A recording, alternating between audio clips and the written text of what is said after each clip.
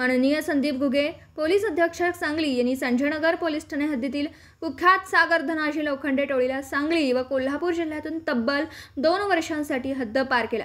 या टोळीमध्ये प्रमुख 1 सागर धनाजी लोखंडे वय वर्ष 32 राहणार संपत चौक सांगली, 2 राज दयाप्पा यादव वय वर्ष 22 राहणार चिंतामणी नगर झोपडपट्टी सांगली, 3 अजय राजेंद्र पाटील वय वर्ष 25 राहणार पंचशील नगर सांगली यांचा समावेश आहे।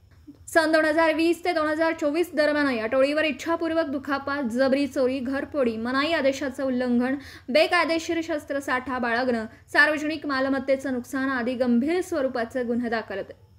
कायद्याला न जुमानणाऱ्या या टोळीविरुद्ध संजयनगर पोलीस ठाण्याचे प्रभारी अधिकारी यांनी पोलीस अधीक्षकांना तडीपारीचा प्रस्ताव पाठवला होता। सदर प्रस्तावावर चौकशी करून सविस्तर अहवाल आल्यानंतर कायदेशीर बाबींचा विचार करून पोलीस अधीक्षकांनी हद्दपारीचे आदेश जारी केले।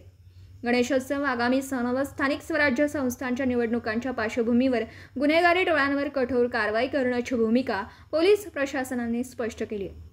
ही कारवाई माननीय संदीप घुगे पोलीस अधीक्षक सांगली, माननीय कल्पना वारवकर अपर पोलीस अधीक्षक सांगली यांच्या मार्गदर्शनाखाली करण्यात आली। यामध्ये सतीश शिंदे पोलीस निरीक्षक स्थानिक गुन्हे शाखा सांगली, सुरेश बिजली पोलीस निरीक्षक संजयनगर पोलीस ठाणे, जयदीप कळेकर सहाय्यक पोलीस निरीक्षक तसेच अन्य पथकातील अधिकाऱ्यांचा समावेश होता।